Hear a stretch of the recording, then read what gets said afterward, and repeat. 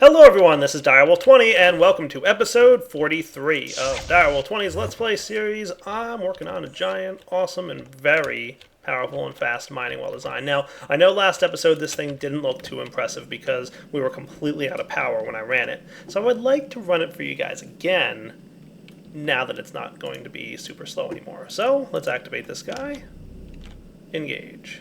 And all I have to do is enable this guy and set it redstone control to ignored, and then that's what we're talking about. That's the speed of this thing.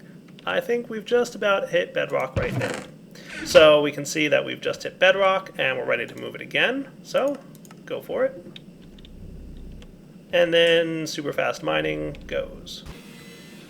Nice. And we just hit bedrock about now. So that's the speed of this mining machine when it's, receiving enough power to be able to run. That's what we're looking at.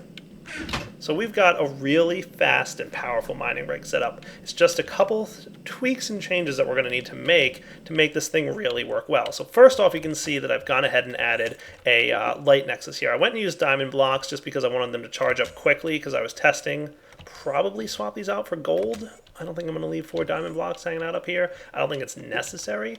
But what we'll basically see here is, do you have power now? So when he gets moved, he gets a little derpy, and it's really just the block up here that doesn't like being moved. It has to be broken and then replaced, and then it should start charging again immediately by this thing. So we can see here, and now he's going to work. So let's solve this problem right now. So what I'm going to need is a chest and a glass pane and some redstone and some iron.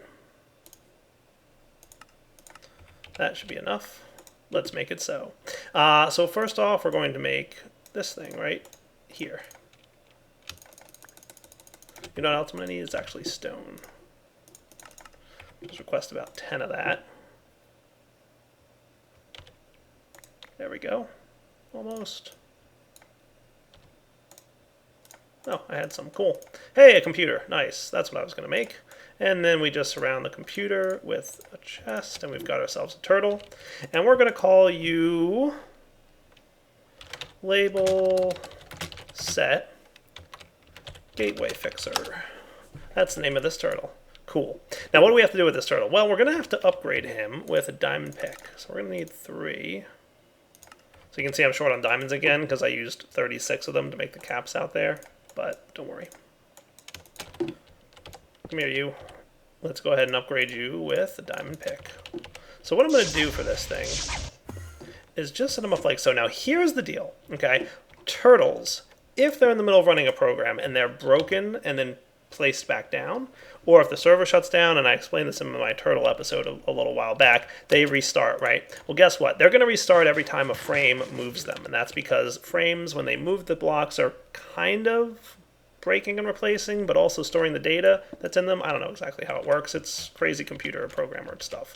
But basically, it's really cool and really awesome, but we have to keep in mind that this turtle is basically going to reboot every time the frame runs. So what I'm going to do then is edit startup, and basically on startup I want the turtle to do the following. Turtle.dig down. Wait a second. Turtle.place down. Cool. So that every time this frame moves, we should see the following happen. Oh, I see what happened. Aha. So we're going to need to fix that. Come here, you. You know what I think it is I need to get one more of those scale modules into the force field manipulator. So scale module up so that you can actually reach the turtle. So now the turtle should be moved along with everything, right? Let's test it by flipping this guy into redstone dust mode. And we'll make sure that the turtle gets moved along with everything. Yeah, the turtle wasn't being moved earlier, I don't think. So we'll take you off redstone dust mode. We'll let you guys mine what we just moved into place for. There you go. Probably hit bedrock by now. And we'll set you back to requesting a high redstone signal. And we're not obviously going to have to do this manually every time. Not a chance. All right, so let's try this one more time. You Move everything, please. So this time the turtle moved along with it, and because on startup, he should be breaking and replacing. There he goes. Cool. There we go. So he broke and replaced. Nice. And now it starts recharging again, and then I can activate and use the gateways. Haha. Nice. Working. I love it when things work.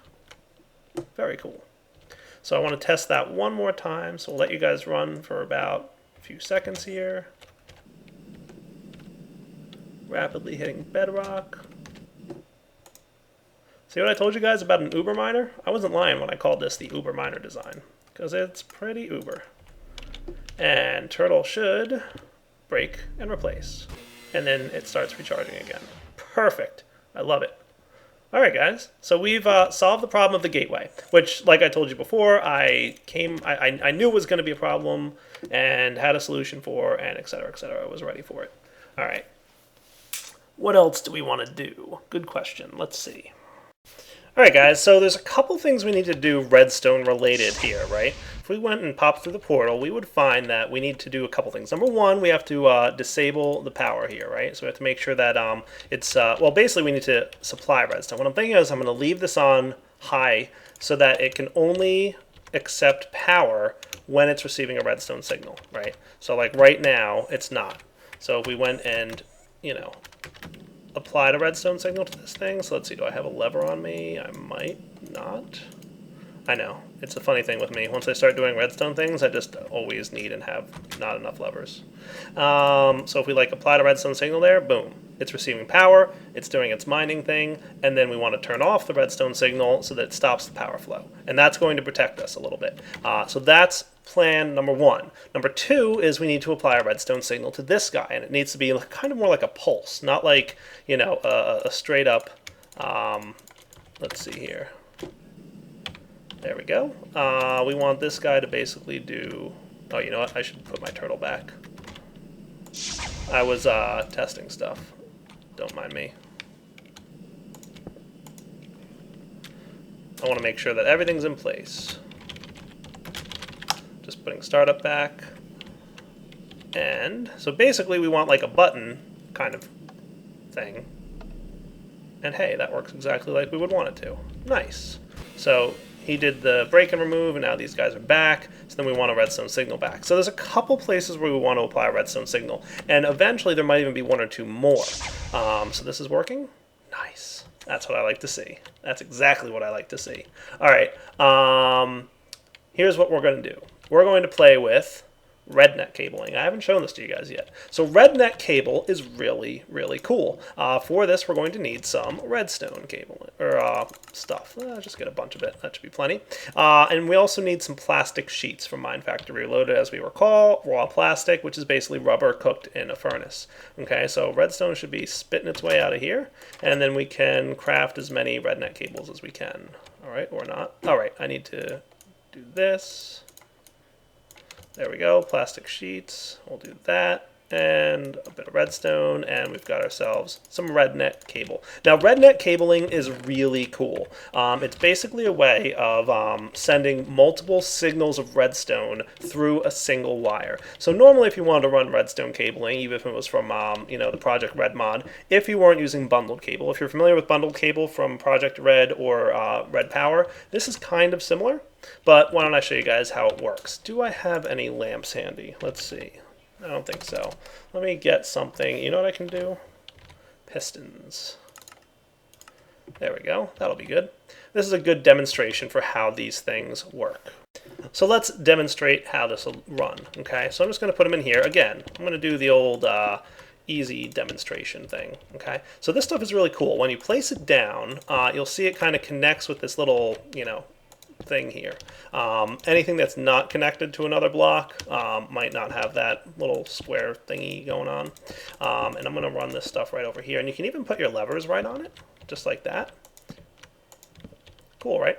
And what you have here on the back is currently set to white. So when you put it down, everything's default set to white, but you can right click on this little band here and it'll change colors. And you can go through all the Minecraft colors. So a good example of that is the different colors of wool. So you can go white, orange, magenta, light blue, yellow, and that's kind of the pattern that it goes into. And if you shift right click, it'll, well, It used to, I thought. Alright, maybe I'm lying to you. I thought it was a... Let's see. There we go. We want it in standard connection mode. I thought it used to go backwards on shift right click, but maybe it doesn't do that anymore. Maybe that's changed. So you can see it cycles through all the colors and then back to white.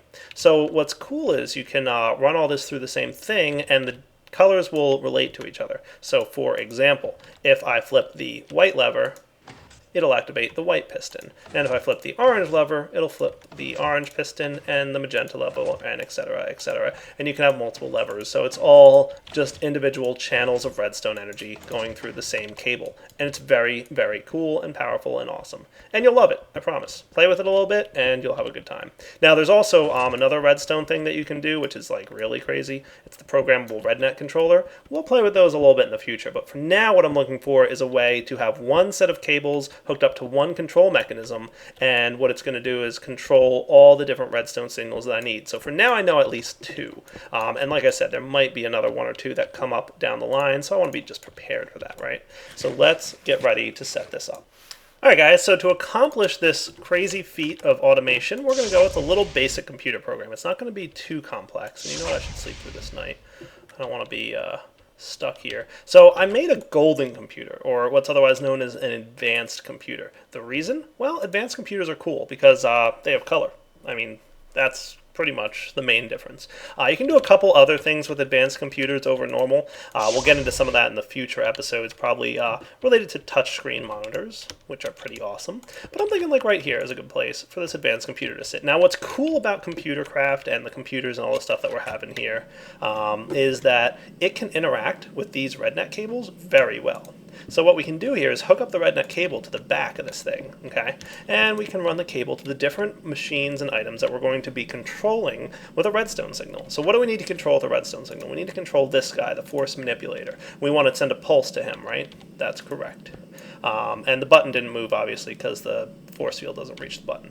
We also want to control the tesseract. We want to turn it on, wait a few seconds, wait for it to mine all the way, and then turn it off. What we don't need to control is these other things. Now what we could do is just not send a redstone signal to them, or we can just hit them with a wrench, and we'll set it, instead of force connection mode, strong connection mode, cable only connection mode. Cable only connection mode is basically a mode where it's only going to connect to other cables, which is kind of very similar to like going over here and whacking this guy like, you know, to hide this, right? So it's very similar to that. It's basically saying you're not allowed to connect to these devices. You're only going to connect to this guy and this guy, all right? So it doesn't matter what colors we use. We just have to remember. So let's keep this guy as the white color.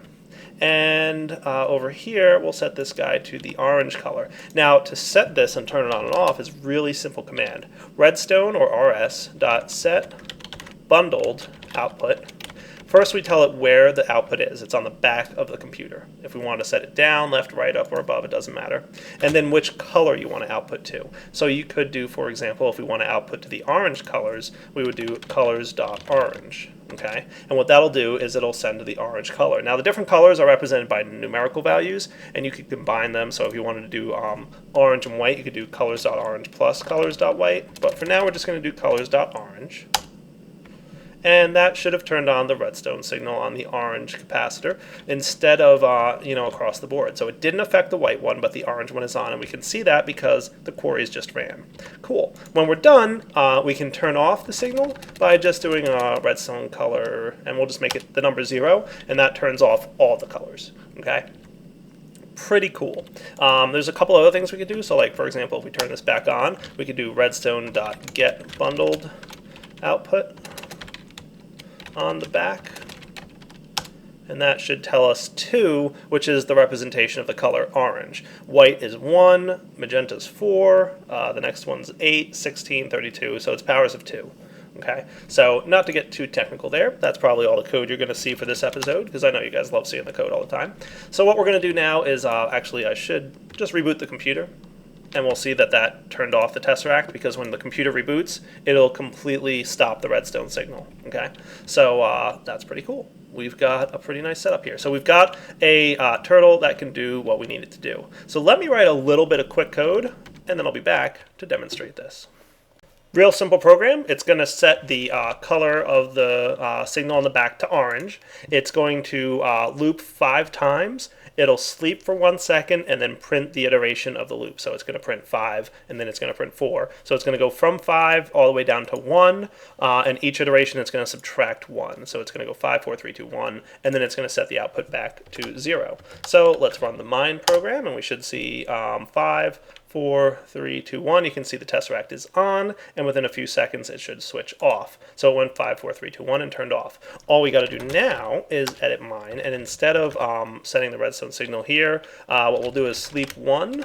So 1 second delay after it switches off the tesseract, and then we'll do a redstone signal set bundled output on the back to colors.white. Now remember, when this thing moves the computer, it's going to reset the computer. And when a computer resets, it completely resets the redstone signal output. So this thing should stop outputting its white signal as soon as the turtle or the whole setup moves. So you ready to test it? Let's see what happens. So when we run the mine program now, it should turn on the tesseract, allowing the mine for 5 seconds. We might bump it up to 10 or even 15 seconds if we want to be super safe. And then 1 second later, we've got a frame motion. Nice. That is cool. Now it should have restarted and everybody's happy.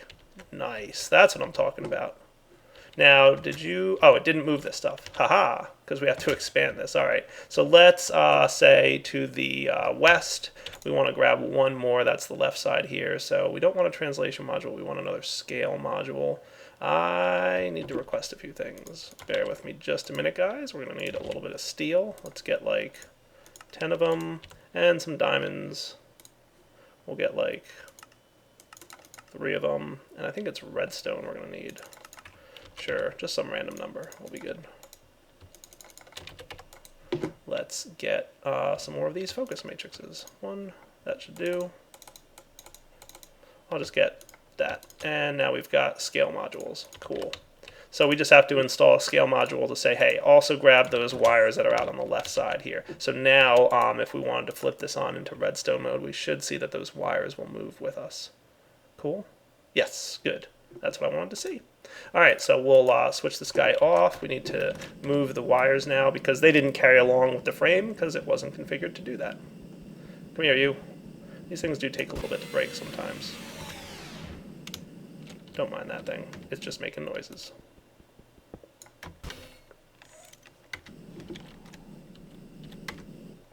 All right, let me move this thing up a little bit, and we'll be back in a second. All right, so let's see what happens if we run the mine program again. So this is the actual test, right? So we should see, and this will even give us a good indication as to whether or not this thing will go ahead and hit bedrock within the 5 seconds. We might, like I said, bump it up to 10, we'll see, and then it moves. Cool. That totally worked. That is awesome. And the thing's off now, so it's no longer emitting redstone signals. And I'm getting really low on energy in my power armor here. We can see I'm really low. Like, I'm at the point where I'm about to run out of flight ability. So I need to recharge this thing. There we go. It just dropped out on me. So let's go get it charged up. I believe I could charge this thing. My IC2 power here is not nearly enough to charge it. Like, it just completely decimates the internal buffer here. So what I might want to do instead is see if I can charge it up with the energetic infuser maybe. Whoa, that is really draining the energetic infuser. Holy cow, that was rapid. Completely killing it. You, I guess, are running off of this thing.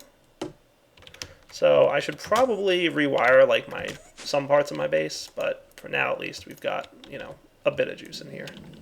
So I can fly once more. All right, so we've got, that's pretty cool, right? So we just run that mine program, and basically it says, hey, turn on the things for 5 seconds. That's enough to get it mining down to the bottom of the earth, I presume.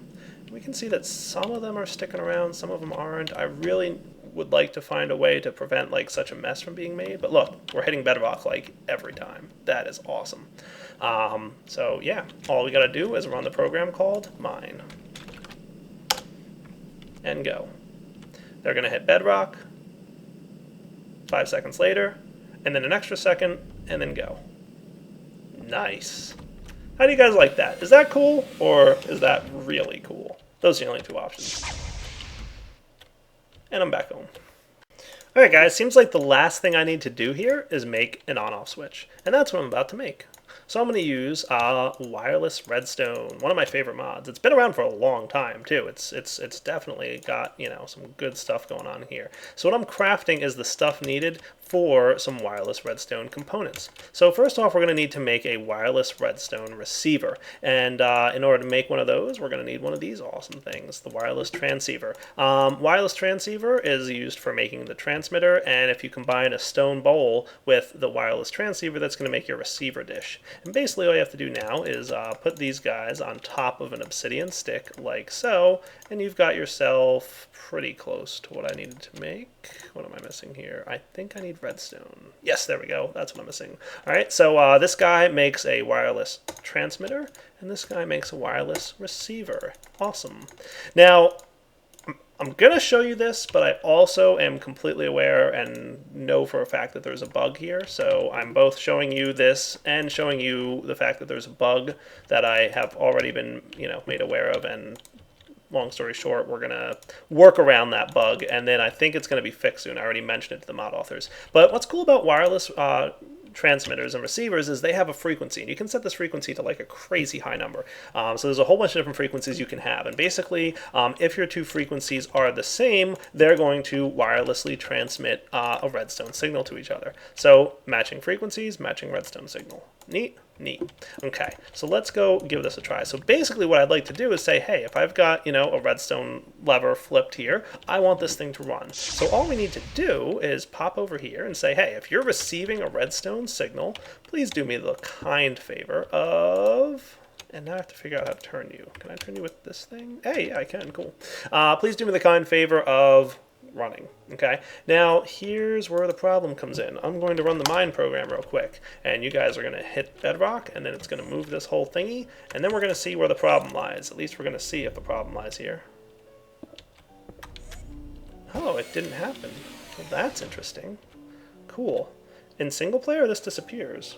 Alright, so this didn't work in my single player when I was testing, and I really just kind of wanted to test it on a server to see if it was different. I really didn't expect it to be, but hey, it's working, so I'm not going to look a gift horse in the mouth. So basically what I want to do is set it up so that when this frequency 10, which is an arbitrary number I just chose right here, right now, and if you want, you can even open up an advanced thing and name the frequency. So we'll call it miner quarry or UberMiner.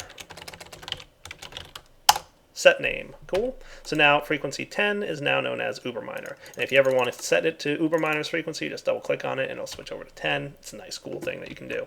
So what I want to do is set it up so that when you're receiving a redstone signal, go ahead and run the mine program. So what will happen is every time the computer boots up, it's going to check to see if it's receiving a redstone signal. If it is, it's going to run the mine program, which is going to move the computer, causing it to reboot again. And then it's going to check for a redstone signal, and it's going to run. If it doesn't receive a redstone signal, it'll just sit there and wait until it receives a redstone signal, and then when it does, it'll run the mine program. That sound like a plan? I think so. Let's try it out. So you can see a simple command, redstone.getInput on the top, currently false. Flip the lever, and if we check it now, it says true. So that's what I'm going to use to say, hey, if you're receiving an input, go ahead and run the mine program. Alright guys, so it's really pretty basic. I continuously check for a redstone signal. What it's going to do is it's going to wait a second after the computer starts up and checks for a redstone signal status.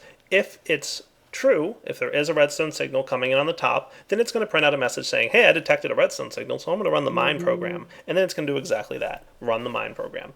Otherwise, it's going to print out a message saying, no signal detected, I'm going to wait for one. And then we're using the os.pull event. What this is going to do is it's going to detect any event. It can detect a key press, so if you have the monitor open, you hit a key on your keyboard, it'll detect that. So what I do is I say, hey, if that event that pops up is a redstone signal that you detect, if it detects a redstone change on the block, then it's going to say, hey, I just got a redstone signal. I'm going to run the mine program. If it's not a redstone, it'll kind of loop back up at the top here, and it'll check redstone status again, and then wait for another pull event. So let's give it a try. I'm going to reboot the computer. And it's going to wait a second, and then it's going to say, nope, no redstone signal detected. Waiting.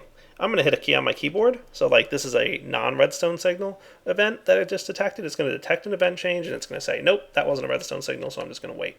Now if I flip the lever here, it should detect that a redstone signal occurred, and it's going to run my mine program. Now I changed my mine program, by the way, to go for 10 seconds instead of 5. This is just for testing so that I could be sure. Now we're going to see that after 10 seconds, it's going to run the movement function. Now I have detected once or twice, see it happened this time, it is occasionally knocking the redstone receiver away. And what I've been doing is just cheating myself in one. This isn't cheating, this is testing bugs. Okay, so what it's going to do here is now it's going to detect the redstone signal. So, it's funny about how this thing disappears, so I might have to come up with a different way to toggle this on and off. But I mean, we've basically got an Uber frame miner going on right here. We've only got a system problem, basically coming down to the fact that, let's see, I'm going to flip this off now. Alright guys, so you might have noticed things locking up there for a minute. Yeah, it crashed the server. So definitely does not like having wireless redstone on the blocks, to the point where actually when I brought the server back up, this frame contraption, I don't know if you guys remember playing with redstone or red powers frames. Sometimes when it moved and the server crashed during a move, bad things would happen. Yeah, this whole thing was a wreck. So I had to roll back to an earlier save, so that's why my computer and my RedNet cables are gone. Really not a big deal. I'll just replace those off camera between this episode and next. But basically, yeah, it was a situation that I needed to revert to a backup. So just be careful when playing around with the block moving capabilities. Pretty much just like with Red Powers frames and with these things and with any other system that moves things around, you're basically doing something that Minecraft was never meant to be done. So while it won't completely corrupt your world, at least it shouldn't, you should usually do good backups before you're doing this kind of thing, because what'll happen sometimes is the whole contraption might get destroyed. So I'd say maybe a third of these blocks were remaining and 2/3 of them were just gone. So basically, like in the middle of moving, it had put some blocks back and then it crashed, so the rest of the blocks didn't get put back, if that makes sense. So I just, instead of having to replace all the blocks, I just reverted to the save, and I'll just replace the computer and the RedNet cabling there. Not the end of the world. Just something you need to be prepared with when you're doing this kind of work. Yeah, but it's still a really awesome mining system. So basically, for now, until we get a new version of the pack out, and I'll let you guys know if and when this bug gets fixed, I would recommend not using wireless redstone with this, just because it doesn't seem to play nice. But I've not run into any other blocks yet. Now, I haven't tried moving every block in the game. I'm, obviously have not had the chance to test every single block in the pack, whether or not it's going to have a problem getting moved. But wireless redstone I know is an issue, but I haven't really seen much else be an issue. So my recommendation would be, yeah, not to use wireless redstone, but otherwise you should be all right. So we're gonna have to come up with another way to do an on-off switch for this thing. I've got a couple ideas. I've got like at least several ideas, but we might have to wait till next episode because I think we're pretty close to wrapping up here. Alright guys, I'm back, and just before we wrap up the episode here, I'll show you that I did replace just some of the cables, rewrote the code real quick for the computer, so now it's working again. We can run the mine program just fine. So I'm going to say that we have a pretty functional system. We just need an on-off switch. That's really all we need at this point. So what I think I'll do between this episode and next is come up with a plan. Now, what I'm kind of toying with is using ender tanks. Or ender chests? Probably ender chests. Might be a neat way to do this. So we're going to have to, play around a little bit and come up with a good way to do that. But I should be able to basically say, like, if there's an item in the ender chest, then go ahead and run. The turtle should have no problem, or the computer should have no problem reading that. So for now, though, we have a pretty nice mining system. I'm pretty pleased with it. I think we're going to have to come back next episode, though, and set that up, and then we're going to let it run for a little bit. And basically, I should expect to find lots of resources coming in. Like, even if I check now, we might even have, like, a good chunk of items getting processed. We've got some lead in here, we've got some tin, and we've even got like a back stuffing going on, so there must be items sitting there waiting to go through again. Yeah, look at that, maybe some gold coming in. That would be nice, considering I need gold. Yeah, nice. So we've got a cool system. What I'll also do between this episode and next is make sure I have enough resources. I think I just need a few more blaze rods and a few other things to expand this, and I'm just going to bump it out to like the full size. And really, I don't have to change anything with the way the blocks move. I just need to place down a few more mining wells, a few more ender chests, and a few more redstone energy conduits, and then this thing will move 16 blocks at a time. I call it the Destroyer of Worlds. You can call it whatever you want, but it's an UberMiner.